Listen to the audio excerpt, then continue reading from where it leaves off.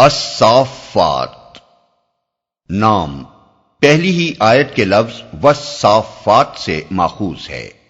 زمانہ نزول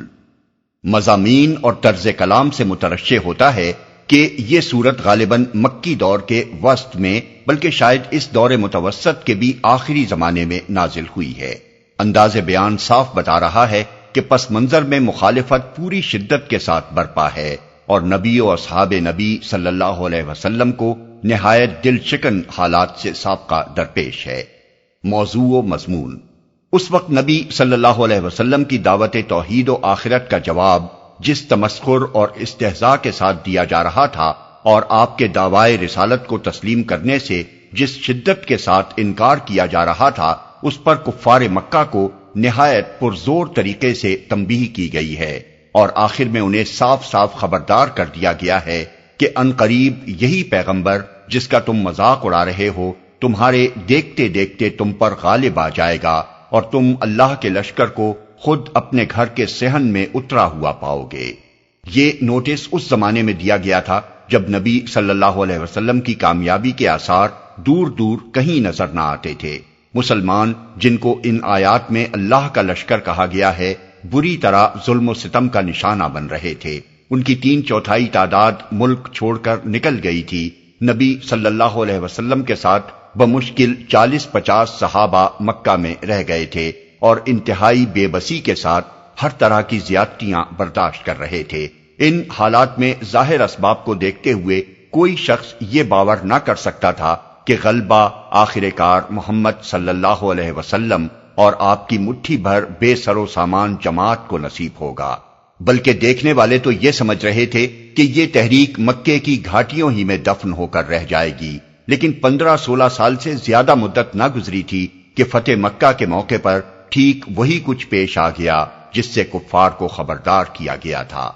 تنبیہ کے ساتھ اللہ تعالیٰ نے اس سورہ میں تفہیم اور ترغیب کا حق بھی پورے توازن کے ساتھ ادا فرمایا ہے۔ توحید اور آخرت کے عقیدے کی صحت پر مختصر دل نشین دلائل دیے ہیں۔ مشرکین کے عقائد پر تنقید کر کے بتایا ہے کہ وہ کیسی لغو باتوں پر ایمان لائے بیٹھے ہیں۔ ان گمراہیوں کے برے نتائج سے آگاہ کیا گیا ہے اور یہ بھی بتایا گیا ہے کہ ایمان و عمل صالح کے نتائج کس قدر شاندار ہیں۔ پھر اسی سلسلے میں پچھلی تاریخ کی مثالیں دی ہیں جن سے معلوم ہوتا ہے کہ اللہ تعالیٰ کا اپنے انبیاء کے ساتھ اور ان کی قوموں کے ساتھ کیا معاملہ رہا ہے، کس کس طرح اس نے اپنے وفادار بندوں کو نوازا ہے اور کس طرح ان کے جھٹلانے والوں کو سزا دی ہے۔ جو تاریخی قصے اس سورہ میں بیان کیے گئے ہیں ان میں سب سے زیادہ سبق آموز حضرت ابراہیم علیہ السلام کی حیات طیبہ کا یہ اہم واقعہ ہے کہ وہ اللہ تعالیٰ کا ایک اشارہ پاتے ہی اپنے اکلوتے بیٹے کو قربان کرنے پر آمادہ ہو گئے تھے۔ اس میں صرف ان کفار قریش ہی کے لیے سبق نہ تھا جو حضرت ابراہیم کے ساتھ اپنے نسبی تعلق پر فخر کرتے پھرتے تھے، بلکہ ان مسلمانوں کے لیے بھی سبق تھا جو اللہ اور اس کے رسول پر ایمان لائے تھے۔ یہ واقعہ سنا کر انہیں بتا دیا گیا کہ اسلام کی حقیقت اور اس کی اصلی روح کیا ہے اور اسے اپنا دین بنا لینے کے بعد ایک مومن صادق کو کس طرح اللہ کی رضا پر اپنا سب کچھ قربان کر دینے کے لیے تیار ہو جانا چاہیے۔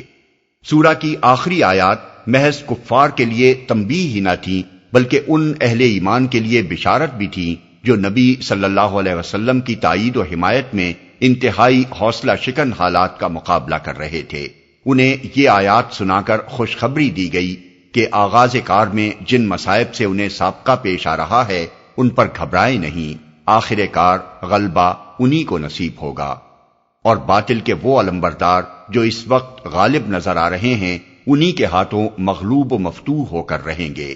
چند ہی سال بعد واقعات نے بتا دیا کہ یہ محض خالی تسلی نہ تھی بلکہ ایک ہونے والا واقعہ تھا جس کی پیشگی خبر دے کر ان کے دل مضبوط کیے گئے تھے۔